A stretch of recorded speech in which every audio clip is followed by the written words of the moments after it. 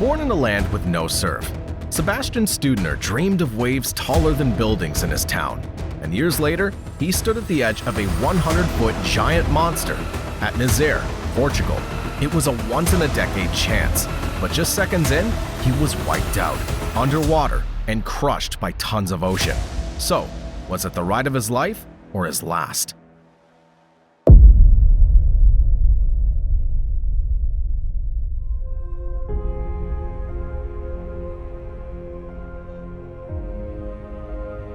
Before beginning with the details of the deadly stunt, let's rewind to the start of his story.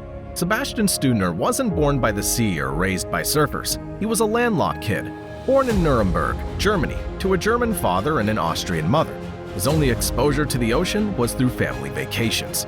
But something clicked for him early on. On a trip to France at just 9 years old, he picked up a board, and something felt like home in the water. By 16, he'd made the kind of move that doesn't come with a safety net. He left Europe and moved alone to Maui, Hawaii, to chase the waves. It was there, among the Hawaiian surf community, that he met Nelson Armitage Sr., a man who saw something raw and fearless in the German teenager and helped him enter the world of big wave surfing. And once Sebastian entered, he never looked back. Over the years, he built a reputation, not just for his guts, but for his precision and discipline. He did what most would never even attempt, and became a 2-time winner of the XXL Biggest Wave Award. In 2010, he caught a 71-foot wave in Portugal. 4 years later, he went even bigger. And still, it wasn't enough for him. Because Sebastian wasn't chasing trophies, he wanted to write history by chasing that one wave, the biggest ever ridden by a human being. And there was only one place in the world where that was possible.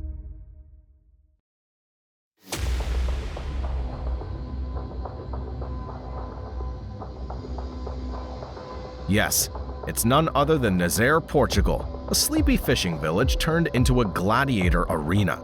On the surface, it looks peaceful, but just offshore, something terrifying lurks beneath, which is deeper than the Grand Canyon itself. It stretches for over 140 miles and plunges over 16,000 feet deep, and when a swell rolls in from the Atlantic, that canyon becomes a weapon. It funnels energy like a fire hose aimed straight at the coast, amplifying the waves into skyscrapers of water. In 2011, Garrett McNamara put Nazare on the map when he surfed what was believed to be a 78-foot wave, a world record at the time. Then came Rodrigo Coxa, who pushed it further in 2017 with an 80-footer. Maya Gabera nearly died here, then returned to set her own record. But Nazare doesn't care who you are and offers no forgiveness. Because you don't surf at Nazare, you survive here. The real threat here is the unpredictable waves, the unstable ocean floor, and the rescue window being brutally small. One mistake, and you're not just wiping out beneath a moving mountain of water. Here, the current rips in all directions, and the wind can shift in seconds. And the waves don't come in a friendly line. They charge, one after another, with no rhythm and just chaos. That's what makes Nazare the Everest of surfing, where records are made and legends are broken. And in 2020, Sebastian Steudtner was about to take his biggest shot yet at Nazare.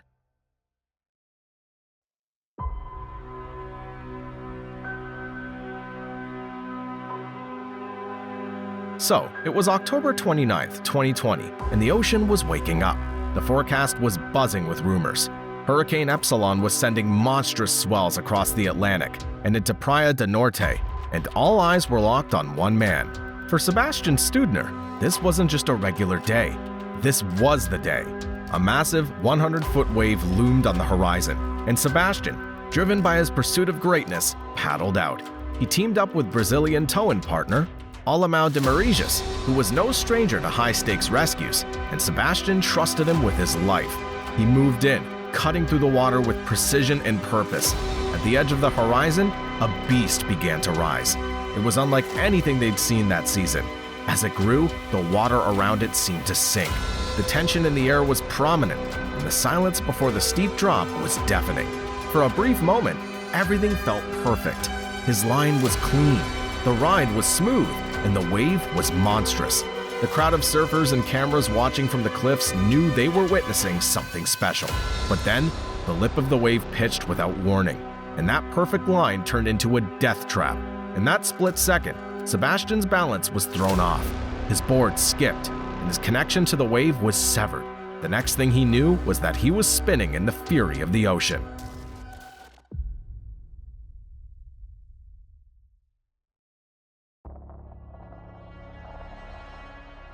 Underwater, time bends, and every second feels like eternity. For around 30 long seconds, Sebastian was trapped in the swirling whitewash. He fought to stay calm, trying to push up, but the ocean had other plans. Waves crashed over him, one after another, each more violent than the last. His heart pounded and lungs burned as he struggled for air. On the surface, chaos was unfolding in real time. The rescue team scrambled to get to him, and the jet ski raced toward the epicenter of the wipeout. Time was running out. The next wave was coming, bigger and angrier, and if it hit before Sebastian was pulled out, there was no coming back for him. The jet ski cut through the whitewater, and with seconds to spare, they reached Sebastian. He was barely conscious, clinging to the rescue sled just as the next wave exploded behind them. They literally escaped by inches. Back on shore, Sebastian was alive, but his face said it all. Do you feel a little bit braver than you were 10 minutes ago? Then you belong here. Subscribe and let's keep chasing such stories together.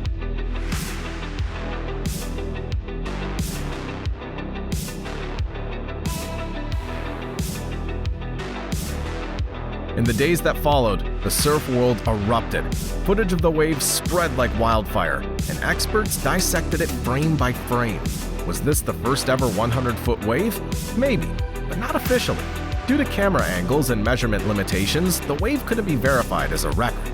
Technically, it wasn't a world record, but for those who understood big wave surfing, that didn't matter. Because what people saw wasn't just a ride, it was a milestone.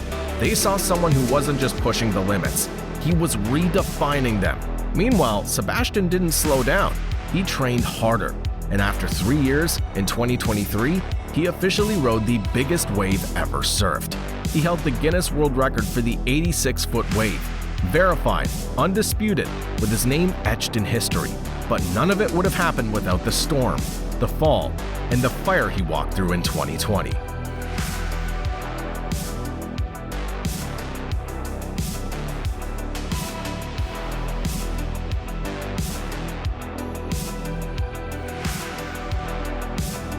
Here's the thing, Sebastian's 2020 wipeout wasn't a failure, it was the turning point.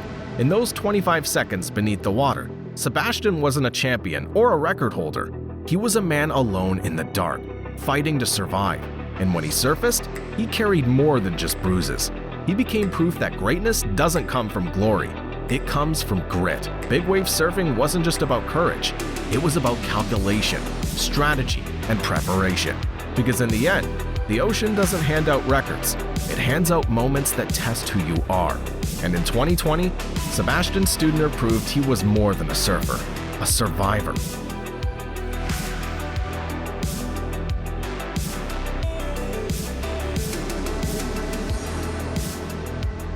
So, don't you think this is the most insane wipeout in surf history?